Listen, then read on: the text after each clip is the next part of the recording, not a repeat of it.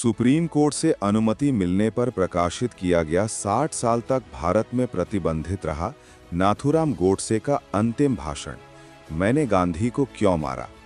30 जनवरी 1948 को नाथूराम गोडसे ने महात्मा गांधी की गोली मारकर हत्या कर दी थी, लेकिन नाथूराम गोडसे घटनास्थल से फरार नहीं हुए, बल्कि उसने आत्मसमर्पण कर दिया। नाथूराम गोडसे समेत 17 देशभक्तों पर गांधी की हत्या का मुकदमा चलाया गया।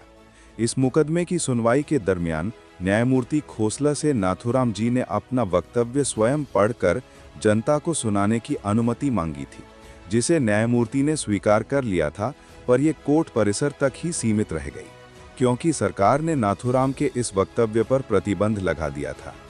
लेकिन नाथूराम के छोटे भाई और गांधी की हत्या के सह अभियोगी गोपाल गोडसे ने 60 साल की लंबी कानूनी लड़ाई लड़ने के बाद सुप्रीम कोर्ट में विजय प्राप्त की और नाथूराम का वक्तव्य प्रकाशित किया गया, मैंने गांधी को क्यों मारा। नाथूराम गोडसे ने गांधी हत्या के पक्ष में अपनी 150 दलीलें न्यायालय के समक्ष प्रस्तुत की। नाथूराम गोडसे के वक्तव्य के कुछ मुख्य अंश। नाथूराम जी का विचार था कि गांधी की अहिंसा हिंदुओं को कायर बना देगी। कानपुर में गणेश शंकर विद्यार्थी को मुसलमानों ने निर्दयता से मार दिया था। महात्मा गांधी सभी हिंदुओं से गणेश शंकर विद्यार्थी की तरह अहिंसा के मार्ग पर चलकर बलिदान करने की बात करते थे। नाथूराम गोडसे को भय था गांधी की ये अहिंसा वाली नीति हिंदुओं को कमजोर बना देगी और वो अपना अधिकार कभी प्राप्त नहीं कर पाएंगे। 1919 को अमृतसर के जलियांवाला बाग गोलीकांड के बाद से पूरे देश में ब्रिटिश हुकूमत के खिलाफ आक्रोश उफान पे था। भारतीय जनता इस नरसंहार के खलनायक जनरल डायर पर अभियोग चलाने की मंशा लेकर गांधी के पास गई, लेकिन गांधी ने भारतवासियों के इस आग्रह को समर्थन देने से साफ मना कर दिया। महात्मा गांधी ने खिलाफत आंदोलन का समर्थन करके भारतीय राजनीति में सांप्रदायिकता का जहर घोल दिया। महात्मा गांधी खुद को मुसलमानों का हितैषी की तरह पेश करते थे।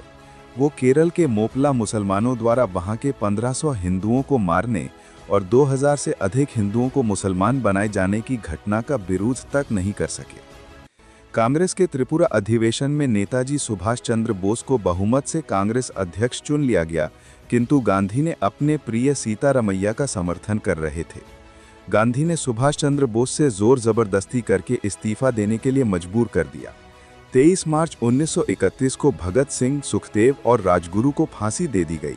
पूरा देश इन वीर बालकों के फांसी को टालने के लिए महात्मा गांधी से प्रार्थना कर रहा था, लेकिन गांधी ने भगत सिंह की हिंसा को अनुचित ठहराते हुए देशवासियों की इस उचित मांग का अस्वीकार कर दिया। गांधी कश्मीर के हिंदू राजा हरि सिंह से कहा कि कश्मीर मुस्लिम बहुल क्षेत्र है, अतएव वहां का शासक कोई मुसलमान होना चाहिए। अतएव राजा हरि सिंह को शासन छोड़कर काशी जाकर प्रायश्चित करने, जबकि हैदराबाद के निजाम के शासन का गांधी जी ने समर्थन किया था, जबकि हैदराबाद हिंदू बहुल क्षेत्र था। गांधी जी की नीतियां धर्म के साथ बदलती रहती थीं। उनकी मृत्यु के पश्चात सरदार पटेल ने सशक्त बलों के सहयोग से हैदराबाद को भारत में मिलाने का कार्य किया। गांधी के रहते ऐसा करना संभव नहीं होता। पाकिस्तान में हो रहे भीषण रक्तपात से किसी तरह से अपनी जान बचाकर भारत आने वाले विस्थापित हिंदुओं ने दिल्ली की खाली मस्जिदों में जब अस्थायी शरण ली, मुसलमानों ने मस्जिद में रहने वाले हिंदुओं का विरोध किया, जिसके आगे गांधी नतमस्तक हो गए और गांधी ने उन विस्थापित हिंदुओं, जिनमें वृद्धा स्त्रियों व बालक अधिक थे, मस्जिदों से खदेड़ बाहर ठिठुरते शीत में रात बिताने पर मजबूर किया गया। महात्मा गांधी ने दिल्ली स्थित मंदिर में अपनी प्रार्थना सभा के दौरान नमाज पढ़ी, जिसका मंदिर के पुजारी से लेकर तमाम हिंदुओं ने विरोध किया, लेकिन गांधी ने इस विरोध को दरकिनार कर दिया। लेकिन महात्मा गांधी एक बार भी किसी मस्जिद में जाकर गीता का पाठ नहीं कर सके। लाहौर कांग्रेस में वल्लभ भाई पटेल का बहुमत से विजय प्राप्त हुई, किंतु गांधी अपनी जिद के कारण ये पद जवाहरलाल नेहरू को दिया गया। गांधी अपनी मांग को मनवाने के लिए अनशन, धरना, रूठना, किसी से बात ना करने जैसी युक्तियों को अपनाकर अपना काम निकलवाने में माहिर थे। इसके लिए वो नीति अनीति का लेश मात्र विचार भी नहीं करते थे। 14 जून 1947 को दिल्ली में आयोजित अखिल भारतीय कांग्रेस समिति की बैठक में भारत विभाजन का प्रस्ताव अस्वीकृत होने वाला था, लेकिन गांधी वहां पहुंचकर प्रस्ताव का समर्थन करवाया। ये भी तब जबकि गांधी ने स्वयं ही ये कहा था कि देश का विभाजन उनकी लाश पर होगा। न सिर्फ देश का विभाजन हुआ, बल्कि लाखों निर्दोष लोगों का कत्लेआम भी हुआ, लेकिन गांधी ने कुछ नहीं किया। धर्मनिरपेक्षता के नाम पर मुस्लिम तुष्टीकरण की नीति के जन्मदाता महात्मा गांधी ही थे। जब मुसलमानों ने हिंदी को राष्ट्रभाषा बनाए जाने का विरोध किया, तो महात्मा गांधी ने सहर्षी इसे स्वीकार कर लिया और हिंदी की जगह हिंदुस्तानी, हिंदी प्लस उर्दू की खिचड़ी को बढ़ावा देने लगे। बादशाह राम और बेगम सीता जैसे शब्दों का चलन शुरू हुआ। कुछ एक मुसलमान द्वारा वंदे मातरम गाने का विरोध करने पर महात्मा गांधी झुक गए और इस पावन गीत को भारत का राष्ट्रगान नहीं बनने दिया। गांधी ने अनेक अवसरों पर शिवाजी, महाराणा प्रताप व गुरु गोविंद सिंह को पथभ्रष्ट देशभक्त कहा। वहीं दूसरी ओर गांधी मोहम्मद अली जिन्ना को कायदे आजम कहकर पुकारता था। कांग्रेस ने 1931 में स्वतंत्र भारत के राष्ट्रध्वज बनाने के लिए एक समिति का गठन किया था।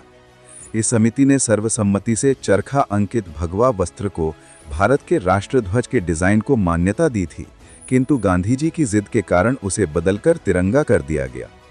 जब सरदार वल्लभ भाई पटेल के नेतृत्व में सोमनाथ मंदिर का सरकारी व्यय पर पुनर्निर्माण का प्रस्ताव पारित किया गया, तब गांधी जी, जो कि मंत्रिमंडल के सदस्य भी नहीं थे, ने सोमनाथ मंदिर पर सरकारी व्यय के प्रस्ताव को निरस्त करवाया और 13 जनवरी 1948 को आमरण अनशन के माध्यम से सरकार पर दिल्ली की मस्जिदों का सरकारी खर्चे से पुनर्निर्माण कराने के लिए दबाव डाला। भारत को स्वतंत्रता के बाद पाकिस्तान को एक समझौते के तहत 75 करोड़ रुपए देने थे। भारत ने 20 करोड़ रुपए दे भी दिए थे, लेकिन इसी बीच 22 अक्टूबर 1947 को पाकिस्तान ने कश्मीर पर आक्रमण कर दिया। केंद्रीय मंत्रिमंडल ने आक्रमण से क्षुब्ध होकर 55 करोड़ की राशि न देने का निर्णय लिया, जिसका महात्मा गांधी ने विरोध किया और आमरण अनशन शुरू कर दिया, जिसके परिणाम स्वरूप 55 करोड़ की राशि भारत ने पाकिस्तान को दे दी। महात्मा गांधी भारत के नहीं अपितु पाकिस्तान के राष्ट्रपिता थे, जो हर कदम पर पाकिस्तान के पक्ष में खड़े रहे। फिर चाहे पाकिस्तान की मांग जायज़ हो या नाजायज़, गांधी ने कदाचित इसकी परवाह नहीं की। उपरोक्त घटनाओं को देश विरोधी मानते हुए नाथूराम गोडसे जी द्वारा अदालत में दिए बयान के मुख्य अंश, मैंने गांधी को नहीं मारा, मैंने गांधी का वध किया है। वो मेरे दुश्मन नहीं थे, परंतु उनके निर्णय राष्ट्र के लिए घातक साबित हो रहे थे। जब व्यक्ति के पास कोई रास्ता ना बचे, तब वो मजबूरी में सही कार्य के लिए गलत रास्ता अपनाता है। मुस्लिम लीग और पाकिस्तान निर्माण की गलत नीति के प्रति गांधी की सकारात्मक प्रतिक्रिया ने ही मुझे मजबूर किया। पाकिस्तान को 55 करोड़ का भुगतान करने की गैर वाजिब मांग को लेकर गांधी अनशन पर बैठे।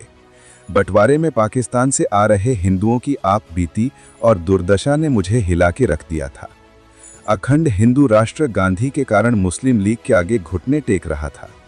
बेटों के सामने मां का खंडित होकर टुकड़ों में बंटना, विभाजित होना असहनीय था। अपनी ही धरती पर हम परदेसी बन गए थे। मुस्लिम लीग की सारी गलत मांगों को गांधी मानते जा रहे थे। मैंने ये निर्णय किया कि भारत मां को अब और विखंडित और दयनीय स्थिति में नहीं होने देना है, तो मुझे गांधी को मारना ही होगा, और मैंने इसलिए गांधी को मारा। मुझे पता है इसके लिए मुझे फांसी ही होगी, और मैं इसके लिए भी तैयार हूँ। और हाँ, यदि मातृभूमि की रक्षा करना अपराध है, तो मैं ये अपराध बार बार करूँगा, हर बार करूँगा। और जब तक सिंध नदी पुनः अखंड हिंद में ना बहने लगे, तब तक मेरी अस्थियों का विसर्जन नहीं करना। मुझे फांसी देते वक्त मेरे एक हाथ में केसरिया ध्वज और दूसरे हाथ में अखंड भारत का नक्शा हो। मैं फांसी चढ़ते वक्त अखंड भारत की जय जयकार बोलना चाहूँगा। हे भारत माँ, मुझे दुख है मैं तेरी इतनी ही सेवा कर पाया। नाथूराम गोडसे। जय हिंद, जय हिंदुस्तान।